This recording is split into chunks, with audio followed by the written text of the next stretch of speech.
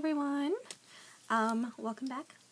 I believe in my last video I was telling you guys about what was going to be coming up, and that being the living donor evaluation, which I went to today. My appointment was for 1 o'clock. I left work at 12 and went straight there. They did previously tell me that there might be tests that happened. They did say I didn't have to fast or anything like that, so I did eat a late breakfast at 11:30, and that was fine.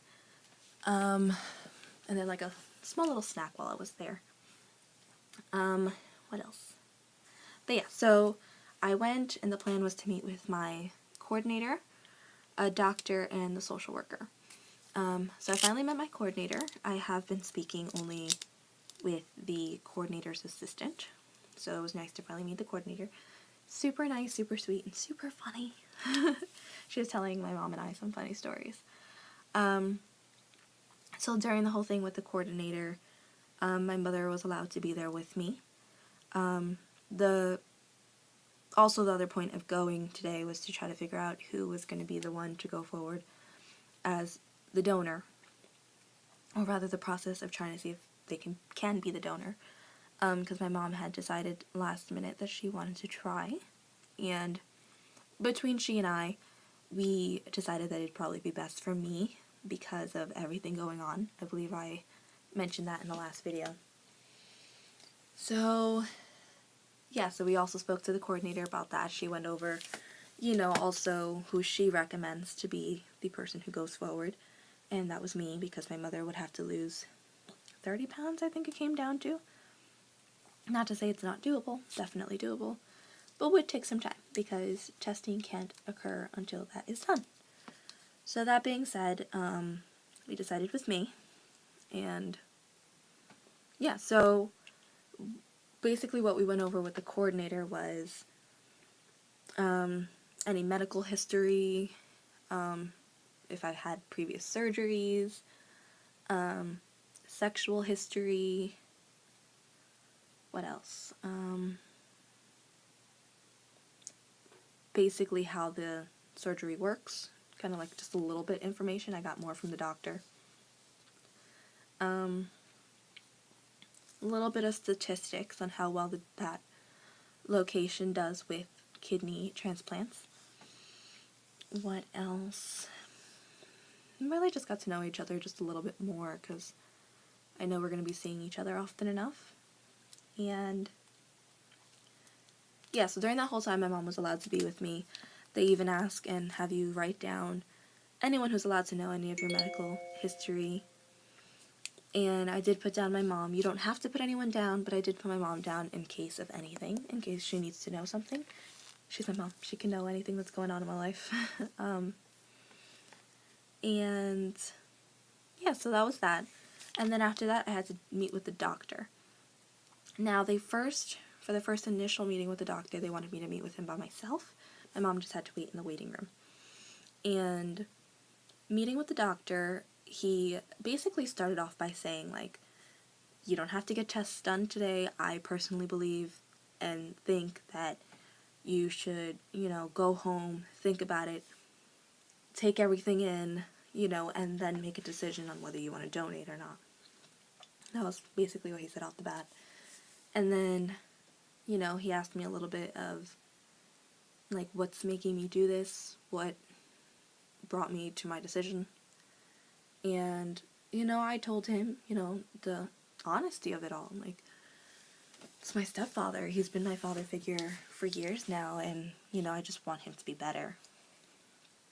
And, speaking on that, and he told me, they just want to make sure that we're doing, people are doing this for the right reason, that they're not being paid, that they're not being forced, that it's, an open door policy. If I ever feel uncomfortable, I can go and, tell them, I don't want to do this. I don't want to go through with it. And they'll do their best and whatever they have to do to get me out of the situation, if that is the case. But it's not. So I think he saw that I'm very much, I very much want to do this. There's not really much I had to think about. This was a decision I made instantaneously. So whether I went home or not and thought about it, I still would have went back for the testing because it's what I want to do. And so from there, he asked, more like, they ask again the same kind of questions, like, do you have any conditions, previous conditions, are you allergic to anything, things like that, I guess. Basically some of the same questions the coordinator asks. So that was really fast, and then he brought my mom in, and he was really funny. It was kind of cool. I actually found out he's like the chief doctor that I met with, so that was kind of cool. And so he brought my mom in, and then he went over the surgery more in depth. Like, he actually drew out pictures about basically what happens, from A to Z. And that was extremely helpful. I actually have the pictures I could show you guys. It might look a little complicated, but it really isn't. So this is basically how he drew it out for us.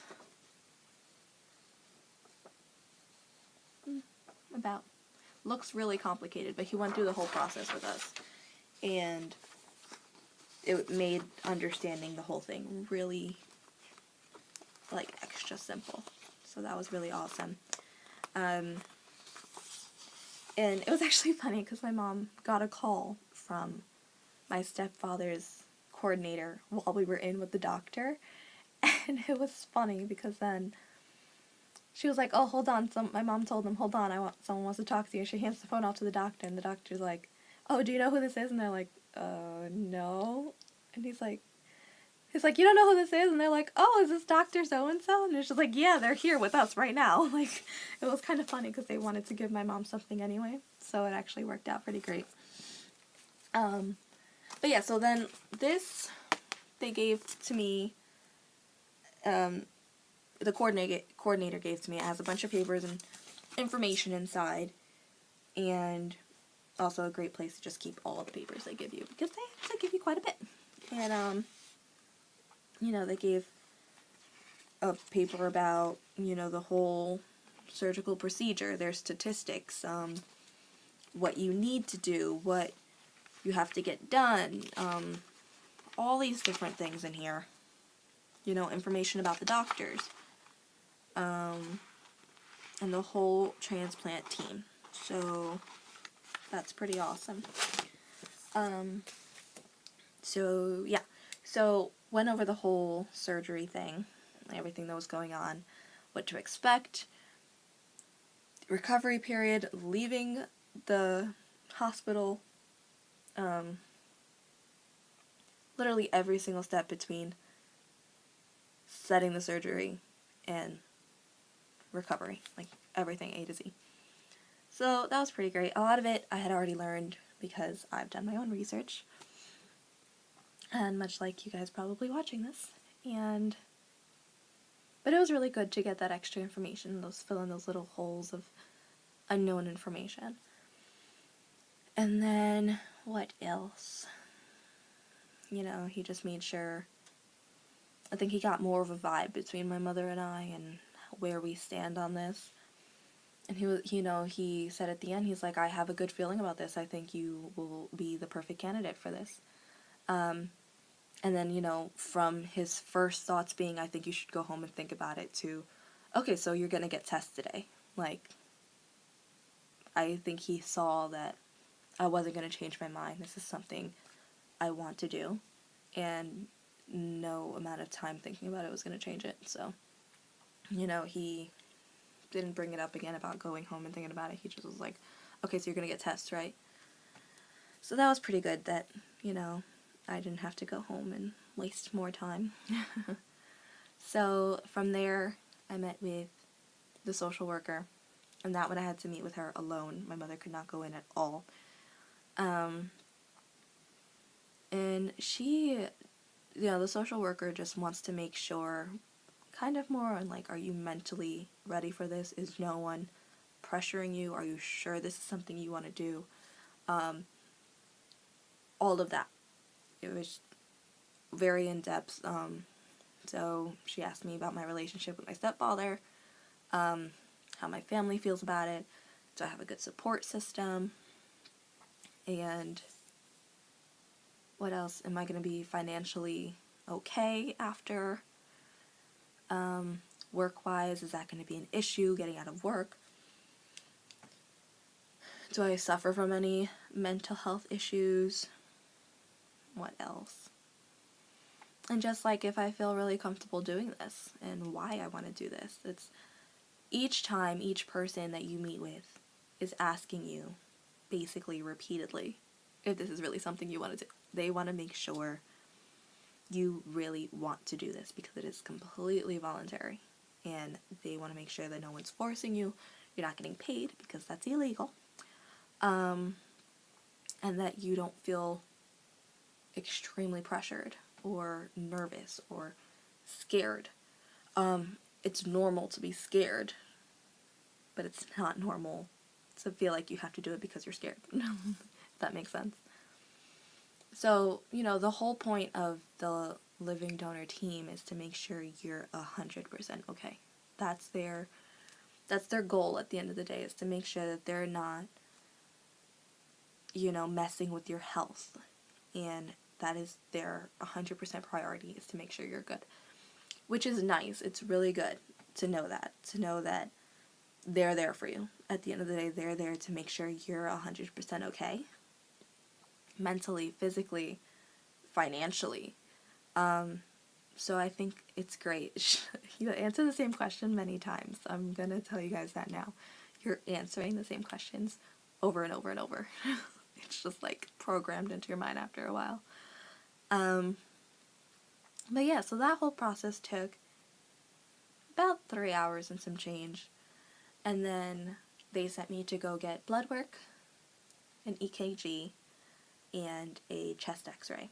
So I did the blood work first.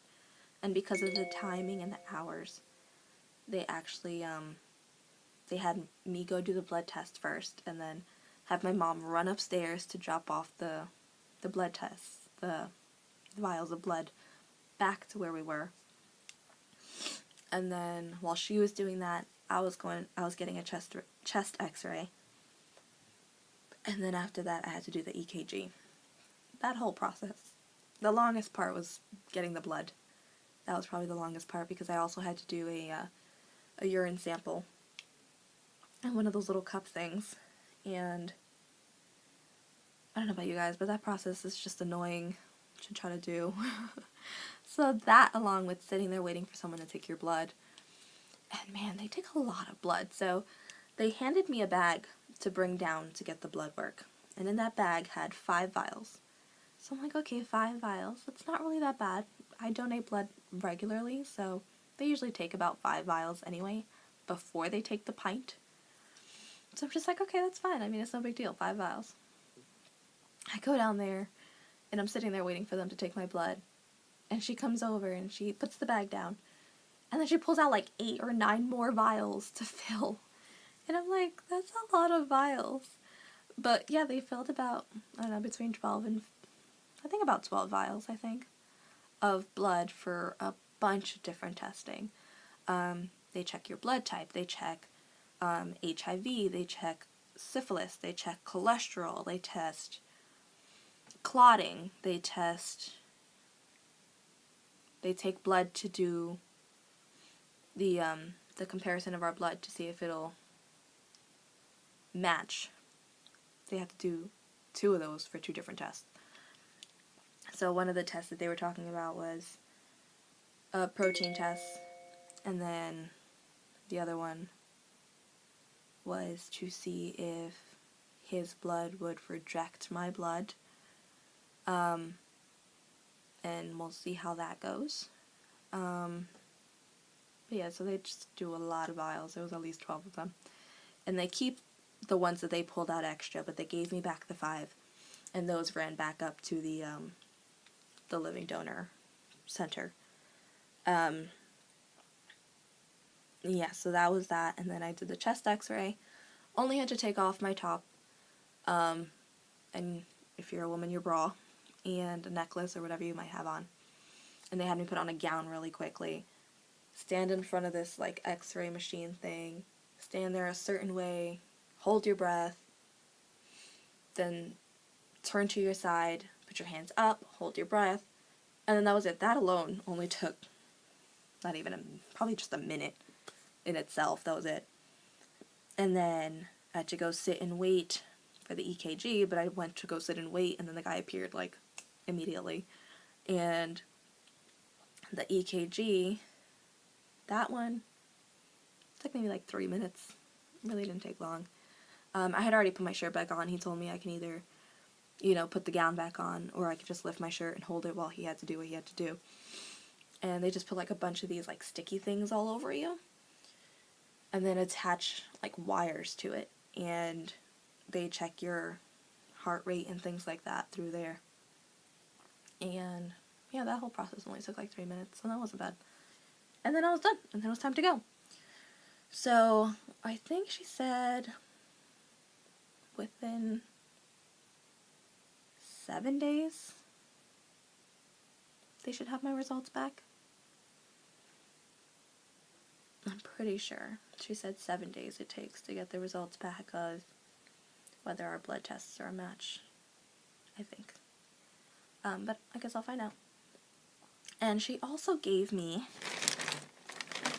this lovely thing. This thing is huge. And you know what has to go in here? Pee. I have to do a 24-hour urine collection. What do they call it exactly? They call it, let me tell you, hang on. Ah. Here we go. 24-hour urine collection. That's basically what it is. So I'm doing a 24-hour urine collection for creatine clearance and for protein serum creatine. These words are crazy. So for 24 hours, I have to collect my urine in this thing. And I have to keep it cold. So in my fridge. Or on ice. Either way, kind of weird. But, I mean, you gotta do what you gotta do. So basically, I mean, I'm not peeing directly in this because that seems like a really hard thing to do. But what she said was like, use, a disposable cup. Pee in there. Pour it in there. Pour it in the jug. And so basically how it works is best to do it on a weekend where you're not going anywhere because you don't want to be carrying that around. So it's basically you have to stay home all day, and they don't want you to do any vigorous work. So no crazy cleaning of the house, no, snow blowing or shoveling or working out or anything like that. Like just a simple day of staying home and collecting your urine. And, drink normally, eat normally, it's whatever. So I have to do that this Sunday. Again, today is Thursday. I have to do it Sunday. Well, she was saying she recommends Sunday because then the place opens at 6 o'clock in the morning Monday. So I can do it all day Sunday, drop it off Monday morning, and the person who's doing it has to be the one to bring it in. Like, you can't have someone else bring it in because you also have to do a blood sample that day too. So Sunday morning, she said how it works is Sunday morning, pee in the morning like normal, in the toilet, flush. Any urine after that has to be collected. And then the last one collected is the first pee of the morning, that Monday morning, the very next day. And then after that, it's just normal. So 24 hours of collecting my urine in a jug. I'm sorry, but I think it's kind of odd, but I mean, I get why it has to be done. I think the oddest part to me is that it just has to stay cold and in my fridge. Never thought I'd be putting urine in a fridge, but, what works, works. And yeah, so I also did learn, like I said, I normally donate blood, and I've been getting all this texts and emails about upcoming blood drives, and I haven't gone to any of them because I haven't been sure of when the testing was going to start with all my blood. and I didn't want to ruin anything. So I asked today if, during all this, can I still donate? The answer was no, I cannot, because donating can mess with my hemoglobin level, I believe it was. And they don't want that to happen. So they did say after everything is said and done, after the surgery and everything like that, I can go back to donating blood like normal. So that's awesome. I didn't want that to stop because as much as I can help, the better. And I thought of something else, but I forgot. And what else? So I did those tests. They talked about everything. For women, they do tell you that you have to go get a pap smear. And in, I guess, some cases, women who have cysts in their ovaries, they need to double check for that too, because that can cause, I think, other issues. Oh, they also asked when I was with the coordinator if you've been, like, outside of the United States at any point. And I went to Ecuador some years back, and apparently while over there it was possible that I could have contracted some type of virus and not have known, have no effect on me at all. It just could be in my body.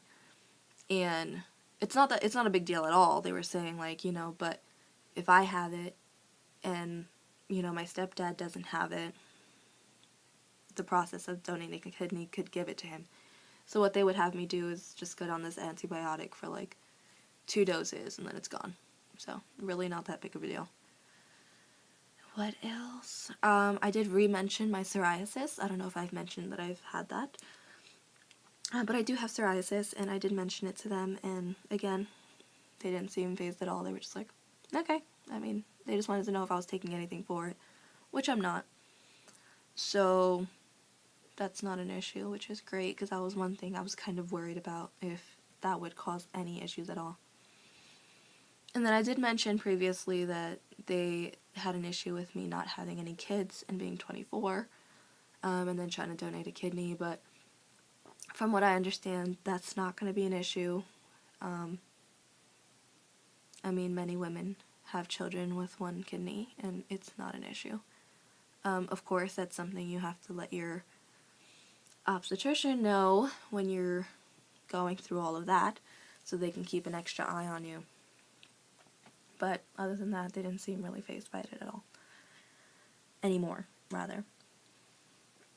And what else? I think that's it. I mean, it wasn't that crazy of a process. I do believe I will have more tests to come. They did say I have to get a CAT scan, but that's basically one of the last things that get done. Like, there's other tests and stuff before that. That's one of the last things that get done.